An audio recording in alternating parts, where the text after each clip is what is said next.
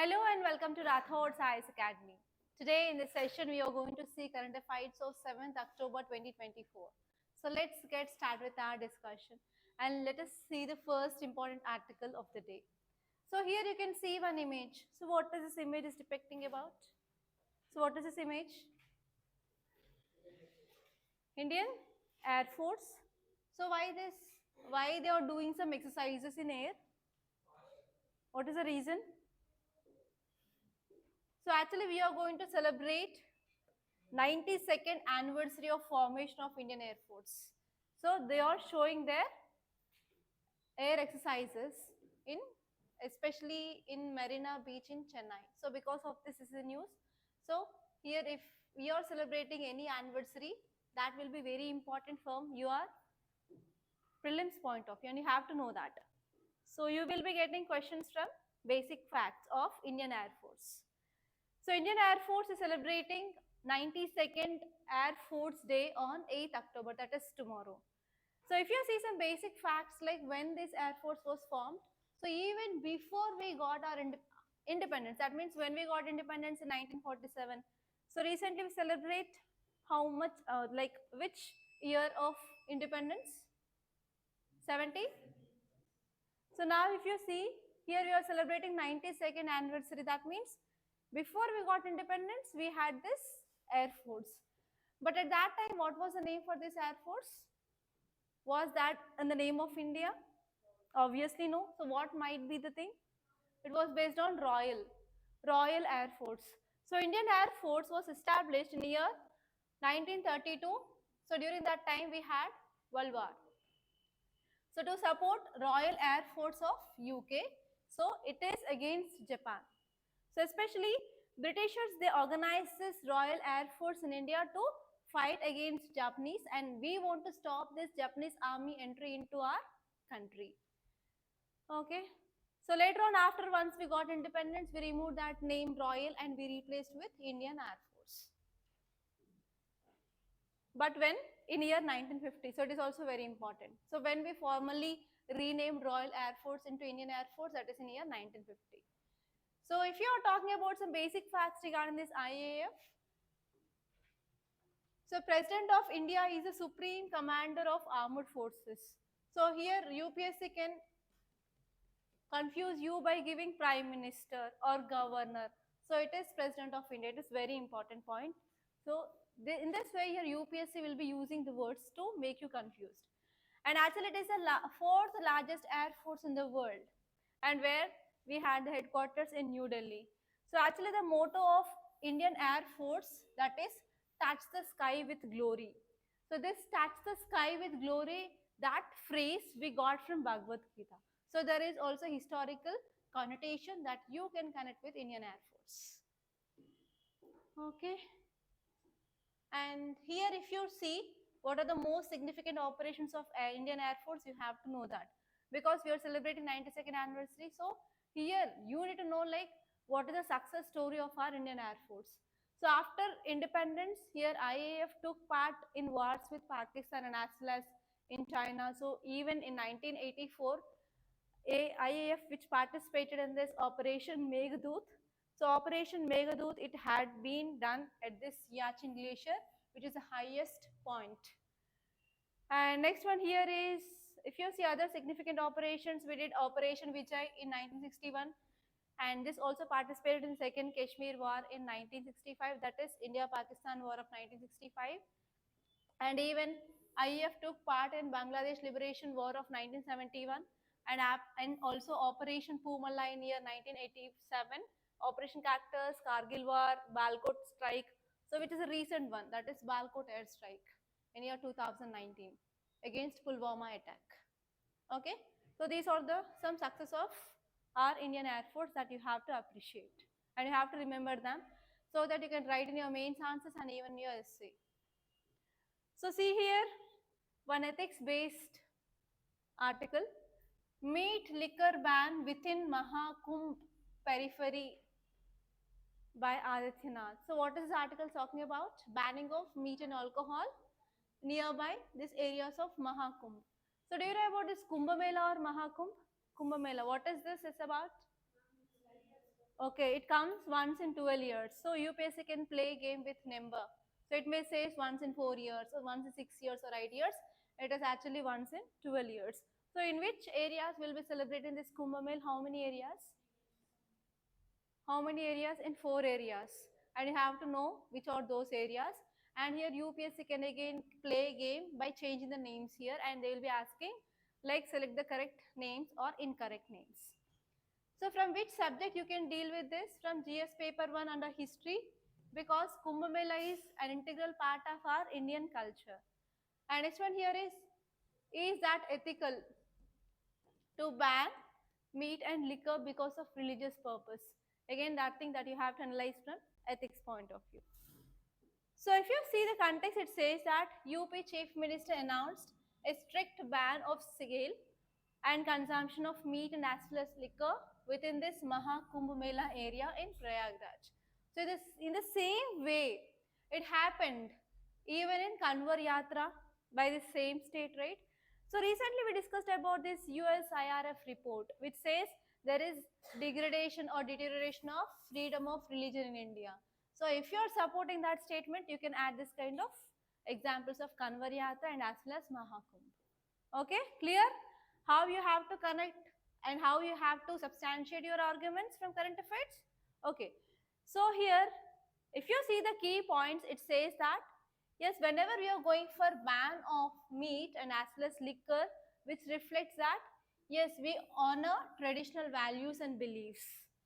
Okay, rather than we are giving respect to the local people, and we are violating the right to equality based on religion. And next one here is political implications. So because of this announcement, what happens? They will be attracting Hindu vote bank towards this so and so political party. That means, can I say minority rights are getting discriminated? So that is a thing you can write from political point of view. And even you know that our government, our constitution also says that protection of minority rights. Whether we are violating that minority rights here? Yes. So is this the right action which is taken by the government? Okay. So I'm giving choice to you. You have to stand on your own perspective. And next one is actually whenever we are imposing this kind of ban, so what happens? We can also focus on community engagement, especially here the community of Hindus. We will be more attracting towards them, so that they will be ensuring that there will be no contamination of the food with the non-veg, so that they will be preserving the culture and as well as their religion sanctity, everything. And next one here is they are focusing on especially spiritual focus, spiritual journeys, and they are giving importance for the sacrifices at least during this Maha Kumbh Mela region. And what happened whenever we are banning the meat and as well as liquor? Especially liquor is the one important area where we can generate more amount of taxes for the government. Whenever we are going for ban, what happened? Local economy will be getting deteriorated. And even consumerism is also neglected here.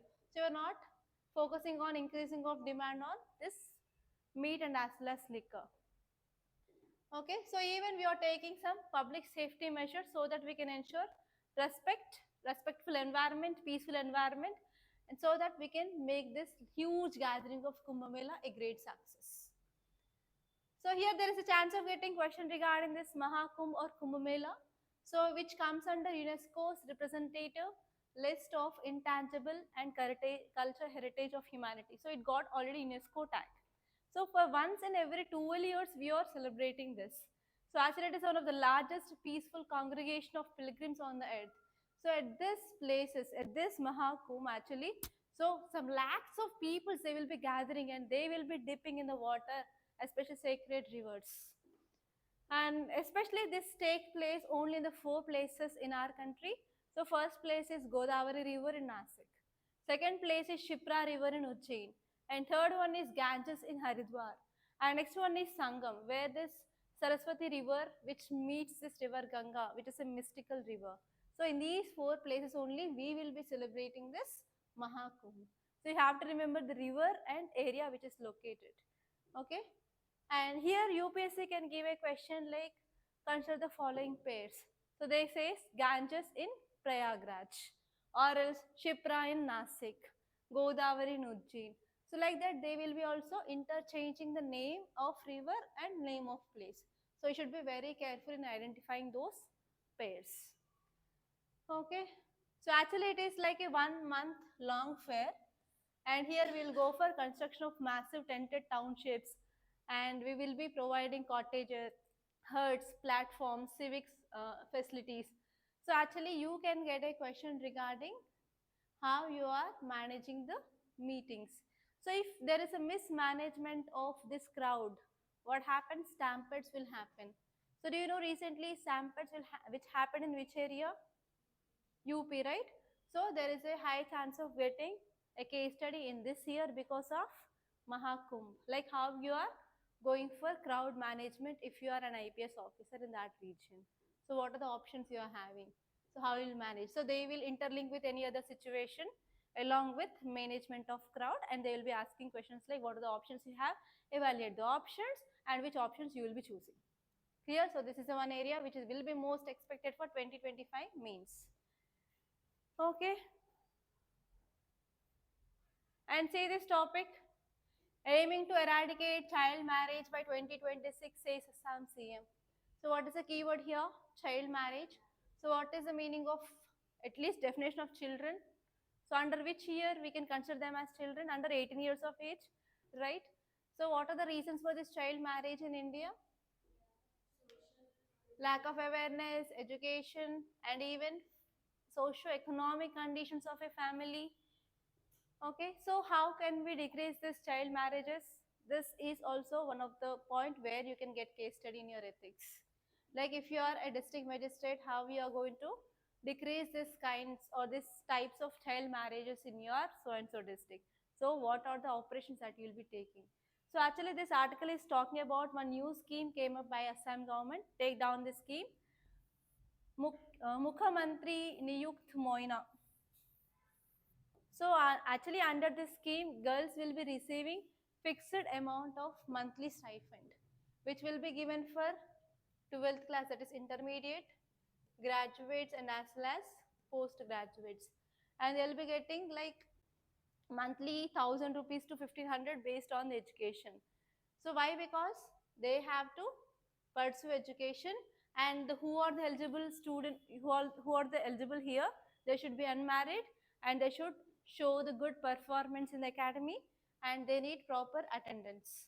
So if they are having all these criteria, so they will be getting this financial aid from the government. So which state government? Assam state government. Okay, so if you're writing any answer regarding controlling of child marriages or preventing of child marriages, so in measures or way forward, you can use this scheme, which is a step taken by Assam government. In the same way, we can implement this kind of schemes in every state. So it should be like a central sector scheme, so that it will be not creating any burden for the state government. Am I clear? Okay, see the next article. Muizu to meet Modi request India's support over looming economic crisis. So from which country this person Muizu belongs to? Maldives. So recently in GS paper 2 2024 mains, you got question regarding Maldives in your mains. That is 15 marker question, right? So here this article which is talking about, now again Maldives is asking help of India. So why Maldives is asking help of India? Because of economic crisis that we are facing, that Maldives is facing. So in what way Indian government can help Maldives financially or economically? Financially, can it give some funds or can it give some grants, or in which way we can help this Maldives? Can we go for currency swap agreements? Because the economic crisis which is faced by this is foreign debt. There is increasing of foreign debt of this Maldives. That foreign debt should be paid in dollars. So if you are giving any grants, grants will be given in Indian rupee, but that is not useful for this Maldives to pay back its foreign debt, right? So here we are going to come up with currency swap agreement. So what does this currency swap means? I think you might have studied in your economy, currency swap. Yeah, what exchange? So we are giving in dollars, in return this Maldives will be paying back in Indian rupees. That is called as currency swap. Clear? So this topic you can see from GS paper on international relations and GS paper 3 under economy. So here there is a chance of getting question regarding currency swap agreement between India and Maldives. And you have to see with which other countries we have this currency swap agreement which already signed. So now I said that India and Maldives are going to come up, and here it is your responsibility to know with which countries already we had this agreement. So there may be a question in your prelims like with which of the following countries India signed currency swap agreement. So in the same way, actually in 2019 there was one question in your prelims in the same way. So here if you see context, it says that Maldives president is in New Delhi to meet Prime Minister because they are facing economic crisis in Maldives. So India can support Maldives to come out of this situation by currency swap agreement. Okay, so you have to focus on just what is this currency swap agreement. So currency swap agreement is nothing but it is a contract under which two countries will agree to exchange two currencies. Like India will be giving dollars, in return Maldives will be paying in Indian rupees. That is called as currency swap. So what will be the advantages of this currency swap? Why we have to do that? Okay, we can maintain bilateral relations apart from that. Huh?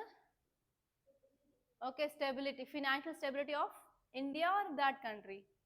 That country. Next, it can come out of foreign debt. Okay, so here this currency swap agreements will helps to maintain financial stability, and even it will be helpful for funding for forex reserves, forex liquidity requirements.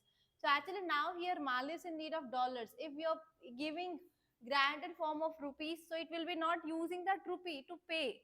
So here for forex liquidity requirements, so this currency swap agreement is very important. And even it will be addressing short-term balance of payment crisis of that country. Yes or no? Clear? Shall I move on? And see this next topic. 5 languages got classical tag after key provision dropped. So actually 2 days ago I informed you that yes, five languages they got this classical tag.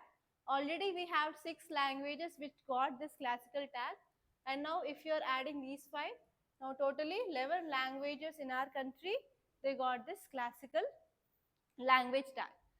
So yeah, this classical languages you will be reading in your GS paper 2 polity.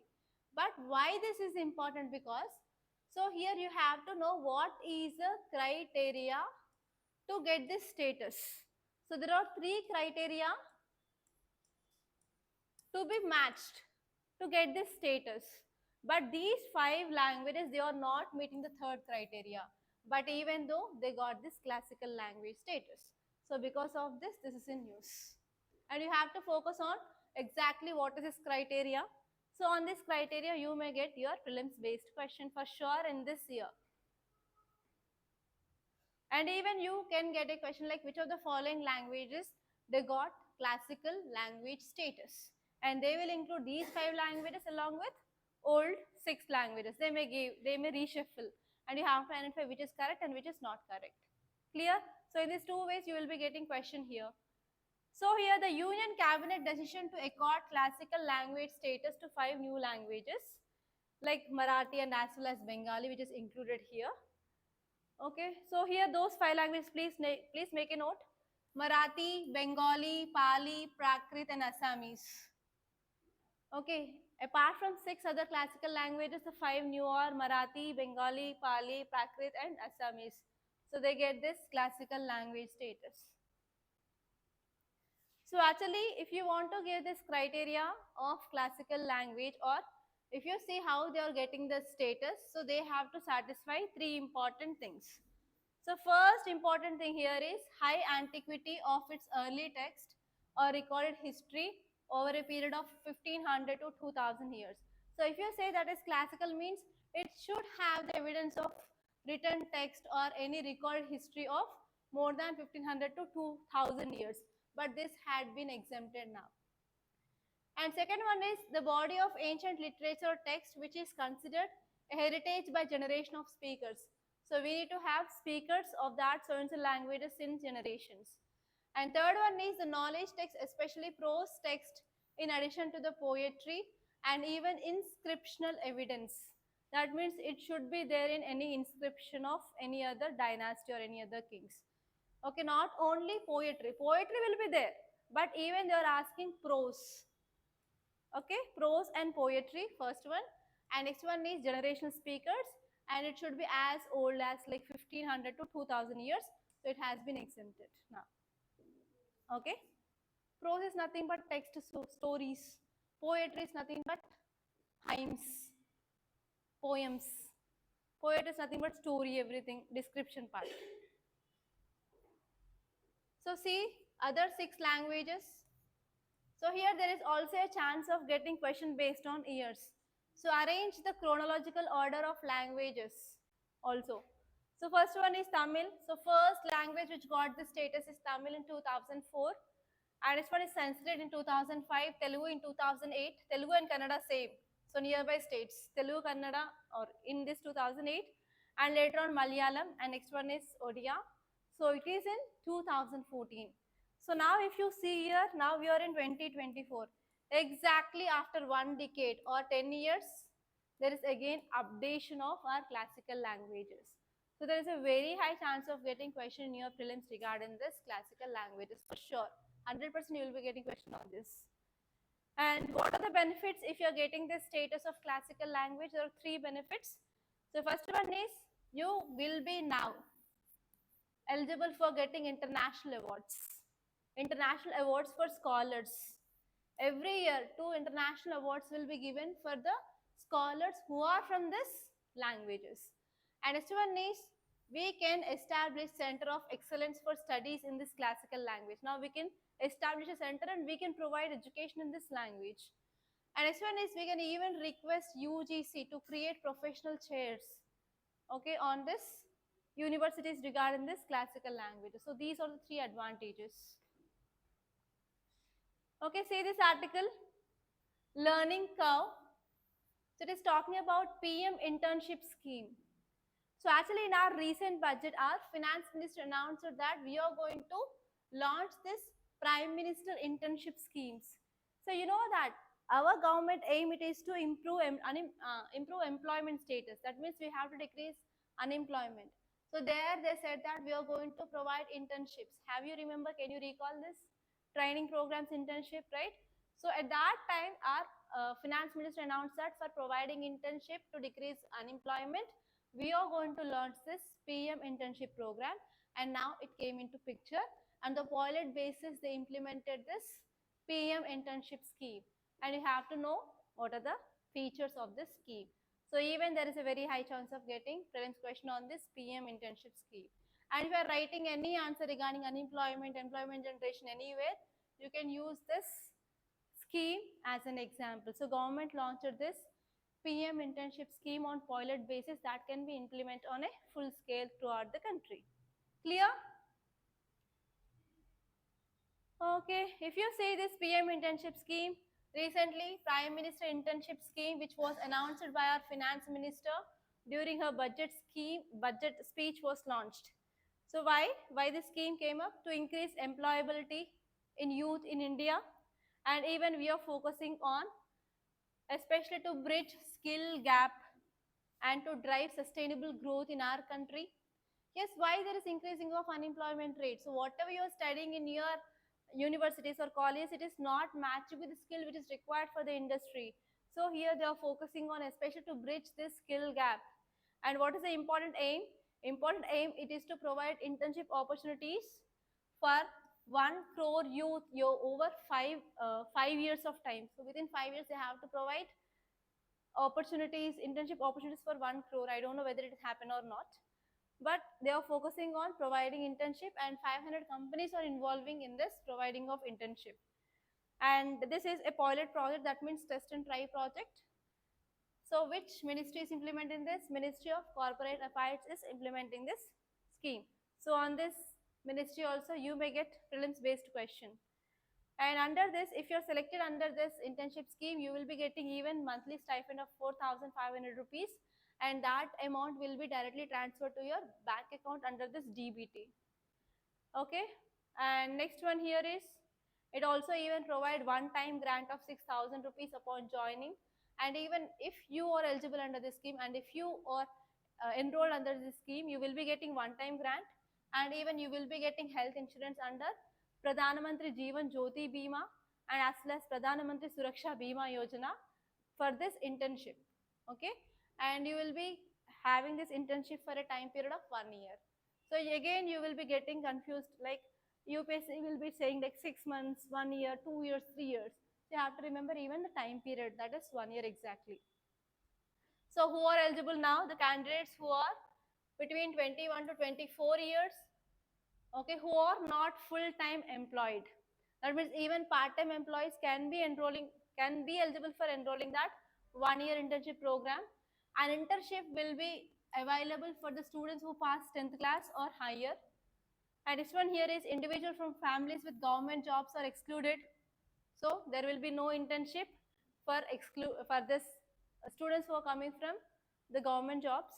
And this one is it is not even open for this postgraduates. That means only after 10th, the people who discontinued inter or degree, it is eligible, not for PGs. And a candidate who graduated from private institutes like IIT, IIM, and IISR, and those who have CA or CMA are also been excluded. Okay. So see this article, the status of civil war in Sudan. So where is the Sudan located, in which continent? Africa.